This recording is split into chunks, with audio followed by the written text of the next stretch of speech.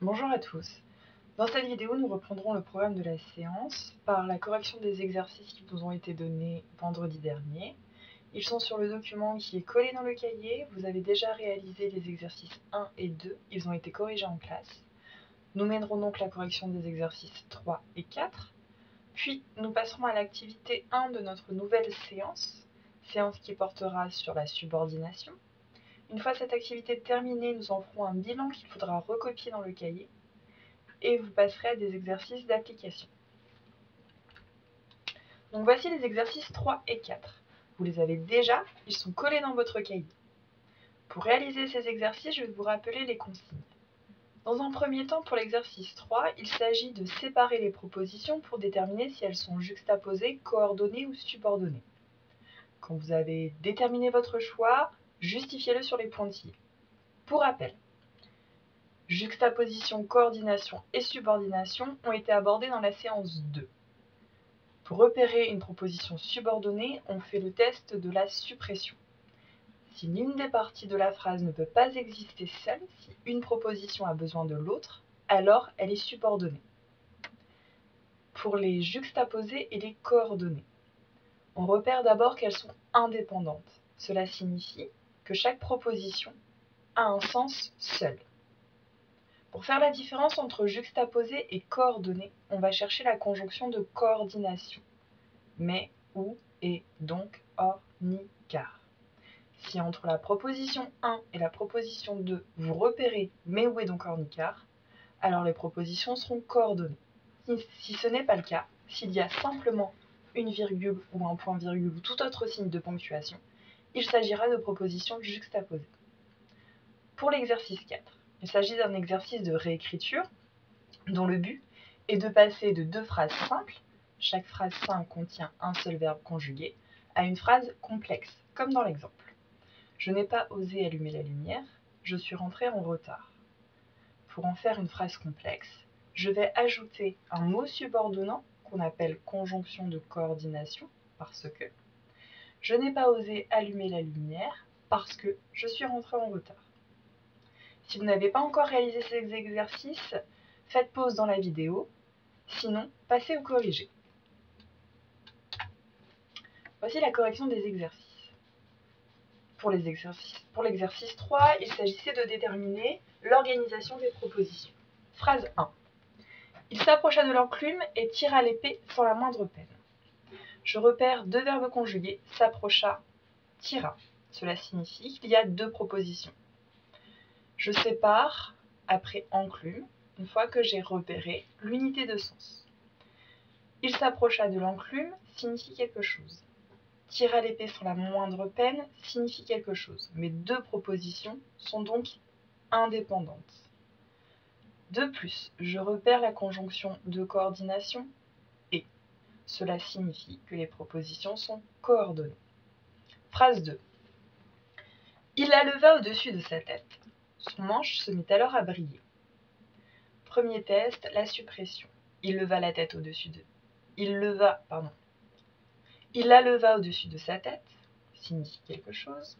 Son manche se mit alors à briller, signifie quelque chose. Donc la proposition 1 et la proposition 2 sont bien indépendantes. De plus, aucune conjonction de coordination vient relier ces deux propositions. Je ne repère que le signe de ponctuation. Cela signifie que mes propositions sont juxtaposées. Phrase 3. Il courut alors voir son frère qui l'attendait. Test de la suppression. Il courut alors voir son frère signifie quelque chose. Qui l'attendait ne peut pas exister seul. Cela signifie que les propositions sont subordonnées. De plus, vous repérez le mot qui, mot en que, qui est un mot subordonnant. Donc les propositions sont subordonnées. Phrase 5. Je n'ai pas pu trouver ton épée, mais je t'apporte celle de l'enclume. Chaque proposition peut exister seule parce qu'elle a un sens. De plus, je repère la conjonction de coordination mais. Cela signifie que mes propositions sont coordonnées. Pour prouver son geste, Arthur replongea l'épée dans son socle et la tira sans la moindre peine. Encore une fois, Les deux propositions sont indépendantes, elles peuvent exister seules.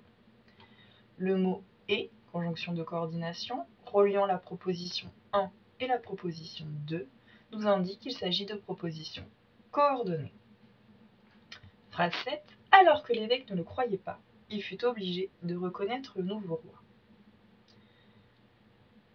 Ici, la proposition « alors que l'évêque ne le croyait pas » ne peut pas exister seule. Nous attendons forcément une phrase, une proposition chef, il fut obligé de reconnaître le roi, ce qui indique que les propositions seront subordonnées. De plus, vous repérez un mot en que, alors que, qui est bien un mot subordonnant. Cela signifie que les propositions sont subordonnées. Attention, dans cette phrase, la proposition subordonnée a été placée en tête de phrase. Cela signifie que le mot subordonnant ne se trouve pas entre la proposition 1 et la proposition 2, mais tout à l'avant de la phrase. Il faudrait être très vigilant et penser toujours au test de la suppression pour ne pas se tromper. Passons à l'exercice 4. Donc dans l'exercice 4, il s'agissait de passer de deux phrases simples à une phrase complexe. J'ai posé un livre sur mon bureau, ce livre fut publié en 1852. Il me faut ajouter un mot subordonnant qui va relier la phrase 1 avec la phrase 2. Ce mot est ici le mot qui. Cela donne « J'ai posé un livre qui fut publié en 1852 sur mon bureau ». Ici, sur mon bureau, le complément circonstanciel a été placé en fin de phrase pour permettre d'ajouter « qui fut publié en 1852 » juste à côté du mot « livre ».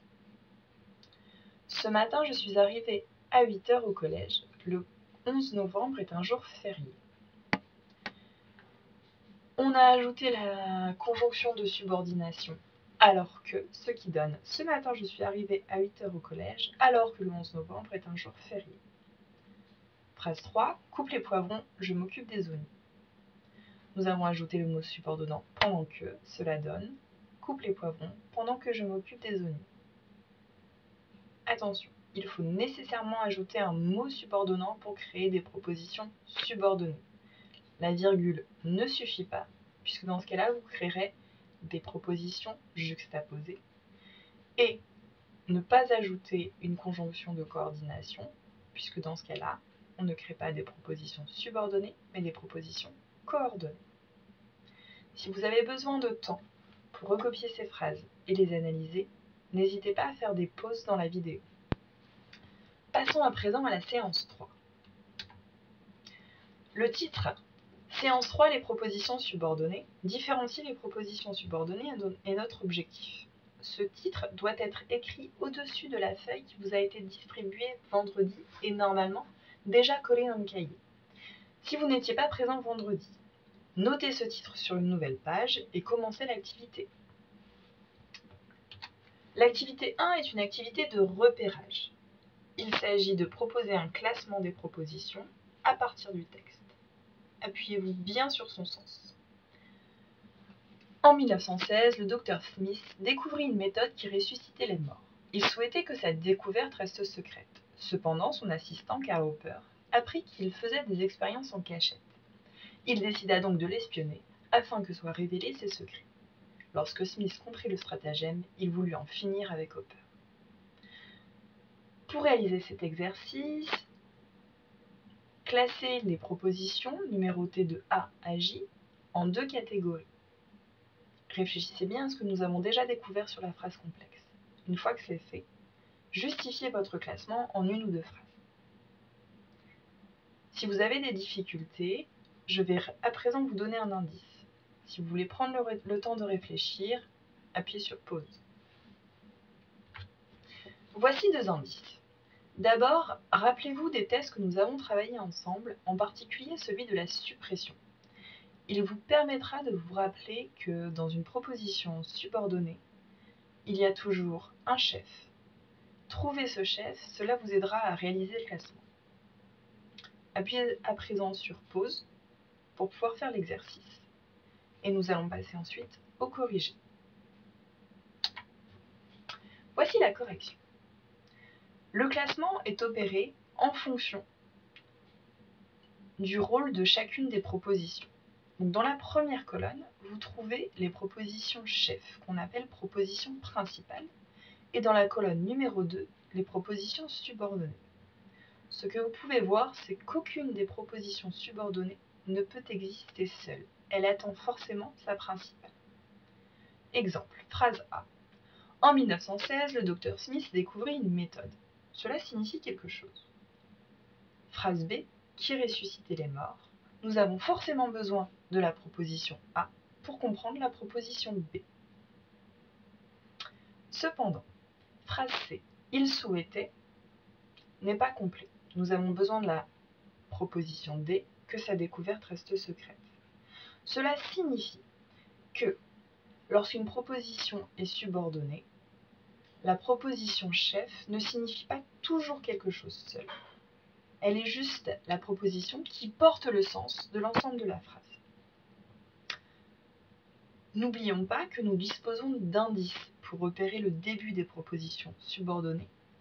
En effet, les mots subordonnants commencent en général par que ou contiennent le mot que, tel que qui, que, lorsque, afin que.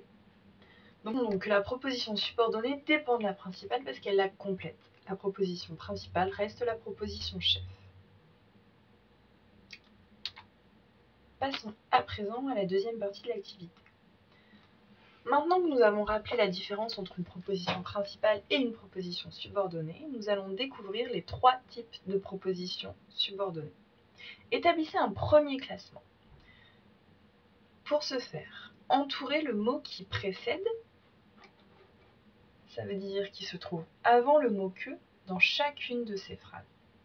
Et essayez de classer ces phrases en deux groupes. De nouveau, proposez une justification. Pour l'exercice suivant, il s'agira de bien lire ces phrases et d'essayer de supprimer ce qui a été souligné et de faire toutes les remarques qui vous viennent en tête.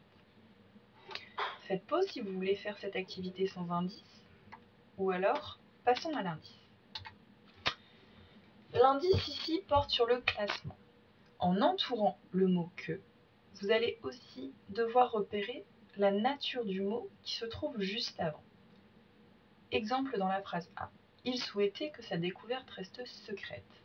J'entoure le mot que et je souligne souhaiter. Indice, souhaiter est un verbe. À vous de mener cette même activité pour le reste des phrases.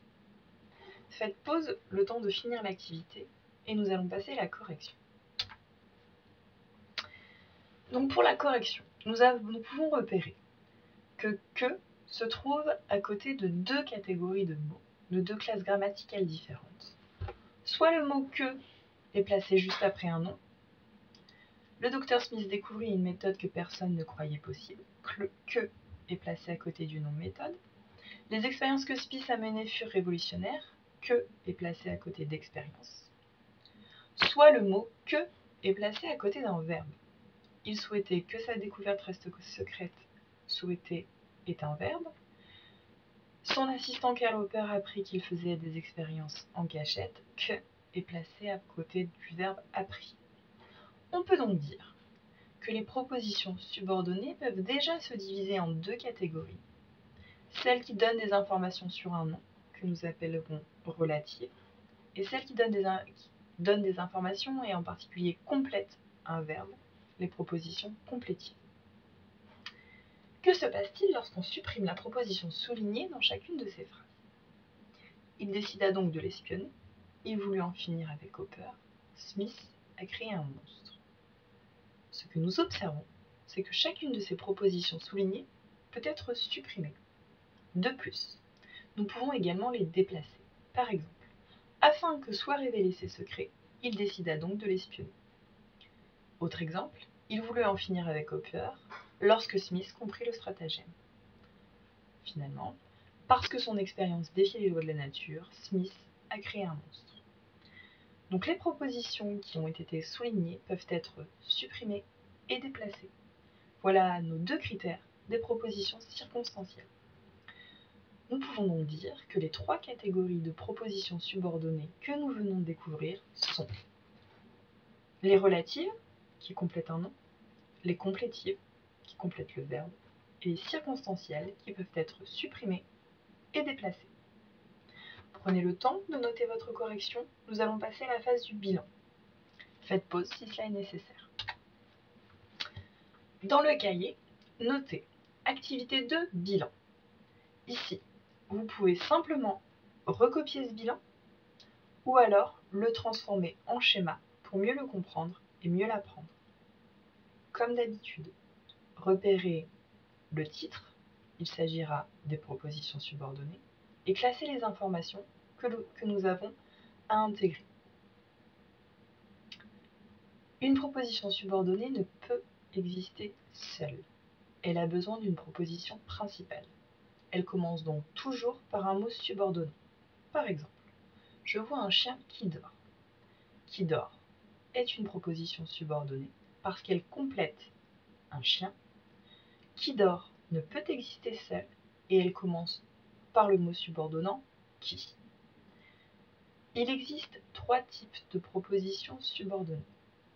La première, la proposition subordonnée relative, qui donne des informations, se place toujours à côté du nom qu'elle complète. Par exemple, les expériences que Smith a menées furent révolutionnaires. Que Smith a mené complète le nom juste à côté. Il existe aussi la proposition subordonnée complétive qui complète un verbe. Exemple, souhaiter que sa découverte reste secrète. Que sa découverte reste secrète complète le verbe souhaiter et se place toujours à côté du verbe. Enfin, la proposition subordonnée circonstancielle qui elle va compléter toute la phrase, on pourra en général toujours la supprimer et la déplacer. Smith a créé un monstre parce que son expérience défie les lois de la nature. Je peux supprimer ce qui est souligné et je peux également le déplacer. À présent, faites pause si vous souhaitez recopier ce bilan ou le transformer en schéma. Maintenant, passons aux exercices. Voici 2 exercices d'application qui ont pour but de tester vos connaissances sur la leçon. Faites-les en regardant la leçon pour mieux vous entraîner. Le premier exercice, exercice 1, est un simple exercice de classement. Chaque proposition subordonnée a été soulignée et il vous est demandé de les classer dans le cahier. Donc dans le cahier, vous noterez exercice et vous noterez la consigne. Ensuite, vous reproduirez ce tableau et vous classerez les propositions données. Dans l'exercice 2, vous noterez la consigne, vous recopierez le texte qui apparaît et vous ferez les 3 temps de consignes donnés. Premier temps, repérage des verbes conjugués. Donc vous entourez tous les verbes qui ont été conjugués, pas les verbes à l'infinitif. Ensuite, avec les barres, comme nous faisons d'habitude, vous séparez. Et enfin, vous soulignerez les mots subordonnants. Rappel, en général des mots en que, et ils permettent de relier une principale à une subordonnée. Faites pause, le temps de faire les exercices, puis nous passerons la correction. Voici le corrigé. La phrase 1 comporte une proposition relative que nous avions construit, puisque nous voyons que nous avions construit complète le groupe nominal, le château de sable. La phrase D comporte également une relative, puisque dont être fier complète le nom tableau. La phrase C comporte une complétive, que les habitants viendront nombreux à la cérémonie complète le verbe espère. Phrase E complétive également, qu'il ne soit pas venu, puisqu'il s'agit de compléter le verbe regrettons. Il y a 2 circonstanciels, parce qu'elle avait réussi son concerto et quand Nina s'est présentée, puisque ce sont 2 propositions qui sont supprimables et déplaçables. Passons à l'exercice 2. Vous voyez apparaître en surbrillant jaune les verbes conjugués. Les slash indiquent les séparations à placer entre les propositions. Sont soulignés et marqués en vert les mots subordonnants. J'attire votre attention sur la présence d'un mot subordonnant qui ne contient pas le son que. Il s'agit du pronom dont. Effectivement, il existe quelques mots subordonnants qui ne contiendront pas le son que. Dès que, quand et que contiennent néanmoins, eux, le son Q. Voici la fin de la leçon.